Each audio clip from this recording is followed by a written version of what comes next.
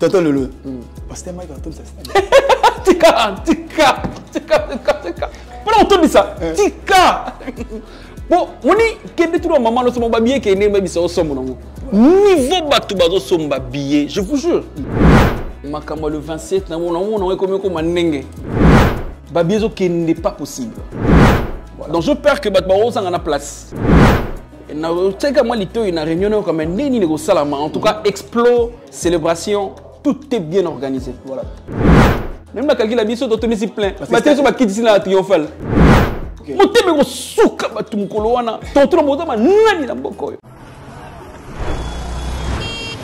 C'est bon? On y va. Bomba ngaye. Oza papa na zamwana oye biango malamu. Maman, oza bien?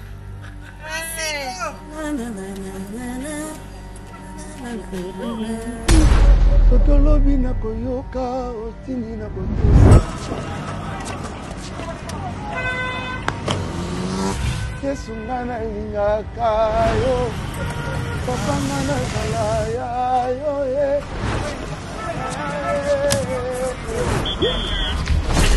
S'il te plaît. L'heure. On prend la pause. lelo nakote kinasona lelo kitoko lelo komanza naza toteka bien lo tezaki lelo tobima maboko pamba te kwa lobi lobi vike ngana bimene lo sambira ngai Oh, tiens le boni. Go luka mon cher. Eh, maman boni, papa na ngai tosepeli kuna yo tosepeli lelo kutu depito mazeka koyemba likambo ya ngolu anga kutu naotala ye na baseka kaka Musala d'abord, c'est bien. Eh, musala ezokende madame malembe nango papa Donc, tu connais ça malala. Voilà, ça. Vaccin à Philippines. Faut vaccin à Philippines, maman. Vaccin à Philippines. on a ba affiche partout bazotiaka mpenza ba affiche pour na stade atuka tokoya papa ngai nakoya plus tard 6 heures Ah oui, ensemble. namoni bien te na olala Artiste obeta na grand libulu. papa tokoya biso nyonso bamama nyonso tooteka tokoya mpenza merci mingi Pasta atama kapela. Prochainement, si. Avant goût, ata ya muke kaka. papa salela biso mwa kapele Ok.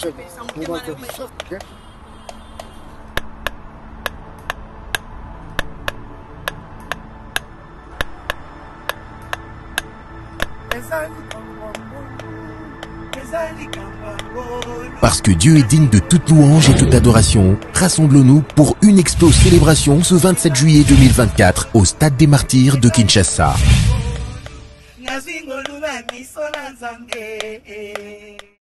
Salut et bienvenue dans bateau tout balingara biso bateau ba s'abonner dans ma chaîne biso parce que tout ça tellement ebelé ndeto yebi biso nyonso ka événement eza moko le 27 juillet dans Stade des Martyrs avec le pasteur Mike Kalambay Nazanga Morotin. Je suis là avec Tonton Loulou.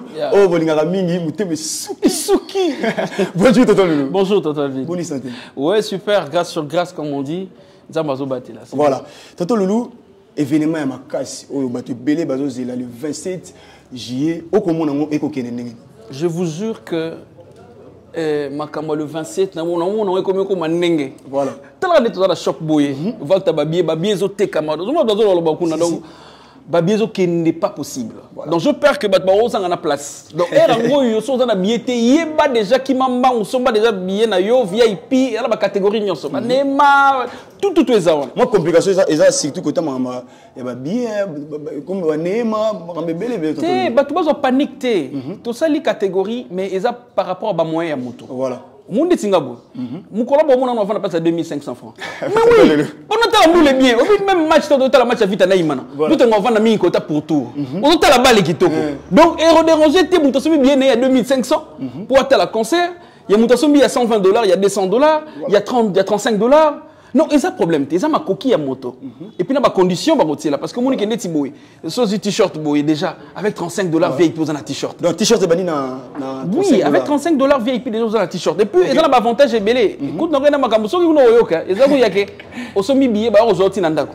Ah oui. Donc la sécurité. Parce que ba nous conseiller. La sécurité puis attends na malueka attends na malueka. Voilà.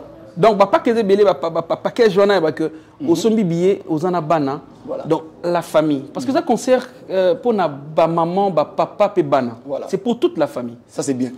Sur le plan sécuritaire, tonton Loulou, tu es marambelé dans stade des martyrs et sur le plan sécuritaire, est-ce que vraiment batu baza assurer côté sécurité que ba à l'aise ba protéger bango bana na ba biloko na bango so ba na bosana. Bossana côté sécurité pour makambo na moni na teka moi lito une réunion comme nini nego salama en tout cas explo célébration tout est bien organisé. Voilà. Du côté sécurité ça sera meilleur. En tout cas bo se tracasser te bo bangaté oh concert à stade ningi sala que bana banya tabango banini non. Il y aura la sécurité bana ba la protéger ba famille ba la protéger ba la concert na kimia ba kobina na kimia pe ba zonga na kimia. Voilà.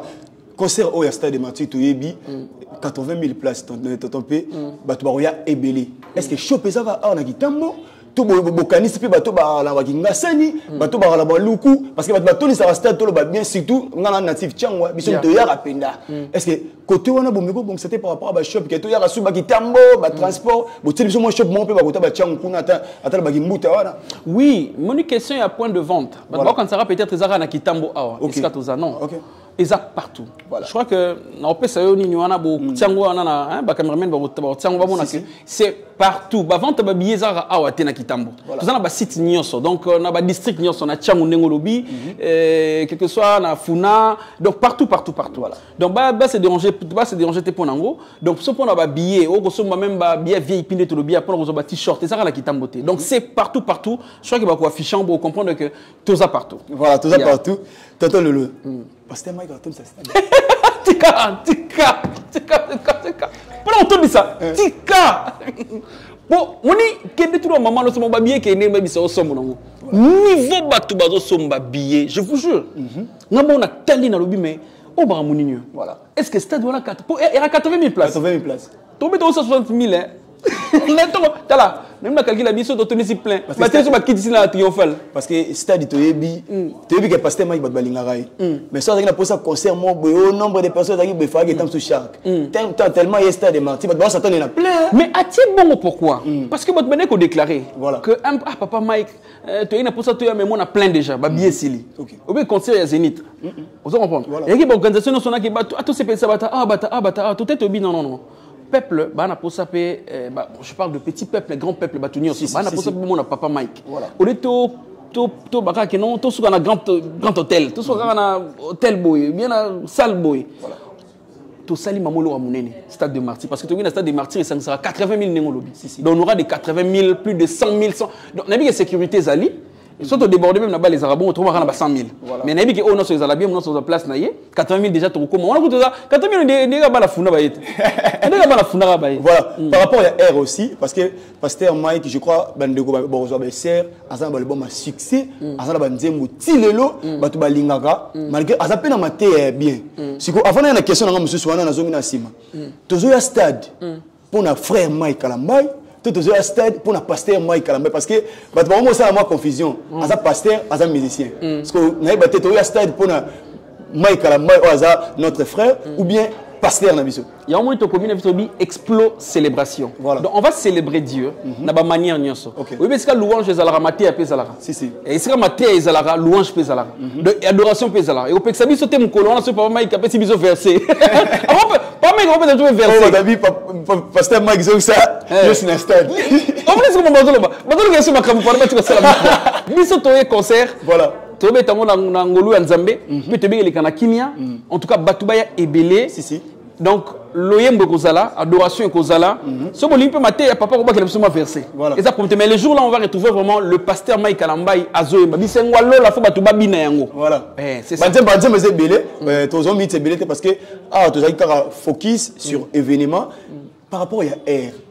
Le matin, 6h, 7h. Pour la route, tu vas à 6h. 6h. Parce que pour autant, avant. Parce que, par exemple, 7h dans le lobby, parce que moi, quand je 19h, tu as quitté, tout ça, moi, je suis si longtemps et ça qui te côté. Donc, on commence, tu bandit concert le matin, nous serons là déjà au stade et jusqu'à ce que et Royinda to bini bini puis c'est tout. Voilà. Merci Tonton Pierre. Yeah, merci c'est très gentil nous nous permettre de ce solo là. Mais on tika bon côté. Moi là moi pasteur Mike. Ça va bien. Te moni la clip papa so talini na binela. Non binela. Na binela singite. Non la singite.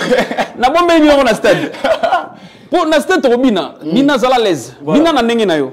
Nous serons là batunyo so ba na stade pour le 27 juillet, je le confirme que ça sera déjà plein avant midi. Il y a 14h, 6h, 7h, comme déjà dans le stade. Tout célébrer Nzambé parce que le Tolobia explose célébration. Voilà. Merci beaucoup, Tonton P. C'est très gentil. Super. Merci.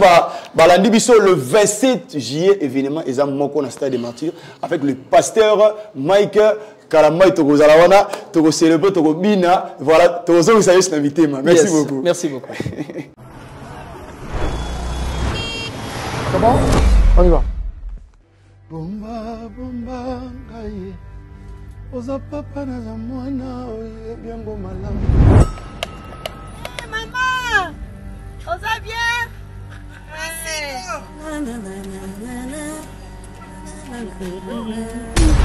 Soto lobi na koyoka, ostini na kotosa. Yesu ngana ilingaka yo, papa ngana kalaya yo ye.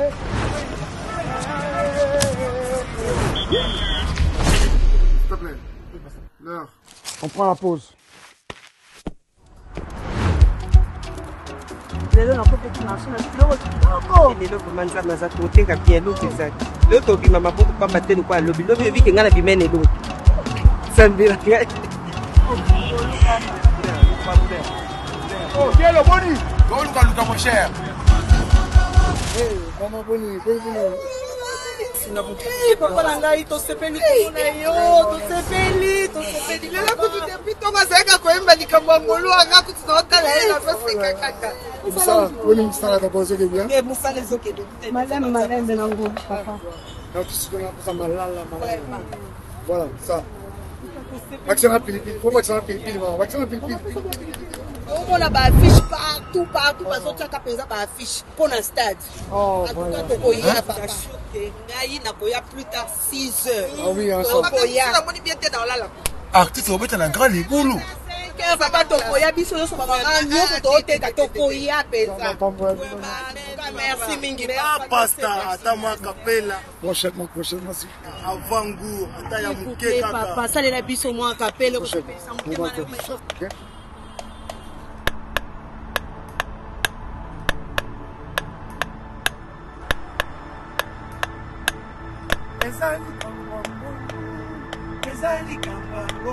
Parce que Dieu est digne de toute louange et toute adoration, rassemblons-nous pour une explose célébration ce 27 juillet 2024 au Stade des Martyrs de Kinshasa.